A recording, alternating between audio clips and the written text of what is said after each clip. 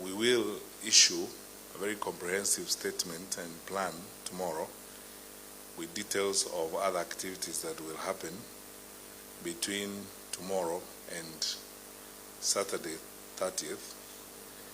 But I would like, on behalf of my colleagues in the National Steering Committee who are here, to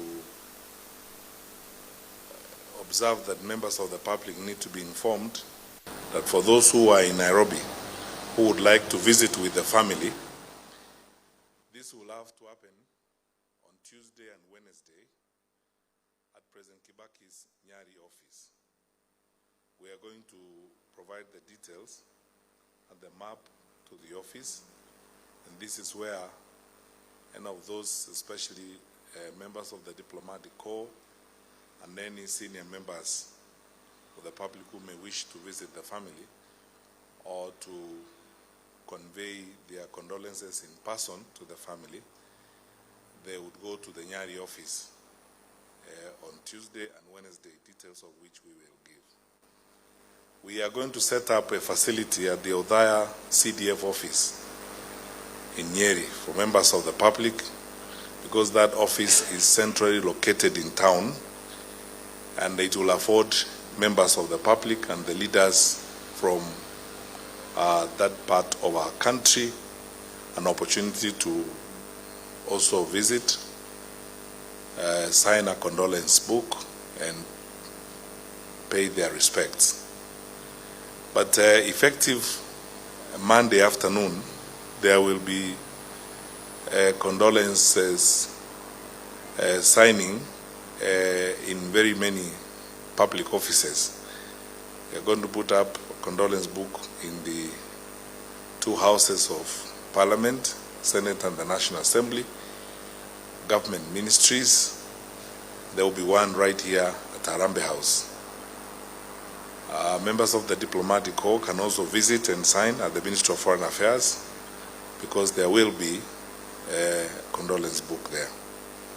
We will also distribute by Tuesday morning condolence books to all our county headquarters for leaders and members of the public across the country to visit and deliver their condolences in writing.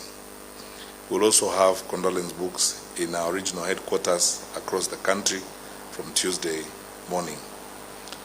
So on my own behalf, on behalf of my colleagues in the National State Funeral Steering Committee, including the members of the family of His Excellency President Mwai Kibaki, who have joined us this morning, once again, we would like to continue to pray for the nation, pray for the country during this difficult time, and pray that the Lord strengthens all of us, and especially the family of our beloved retired President Kibaki during this difficult moment.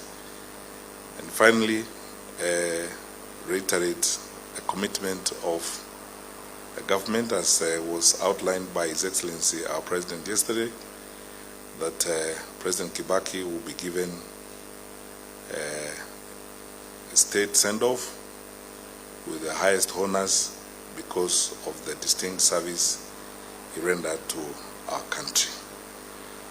That's all for now, ladies and gentlemen, and thank you so much for joining us.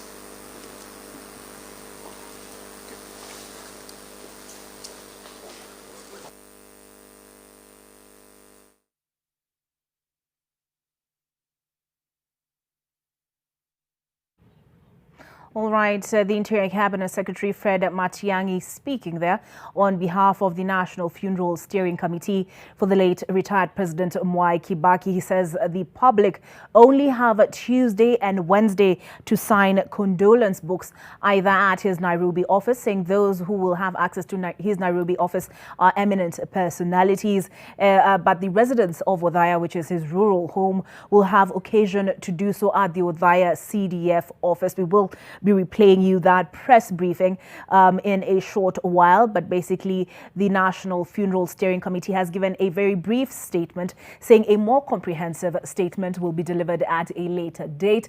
Now, yesterday, President Uhuru Kenyatta did give certain directions as far as state honors are concerned.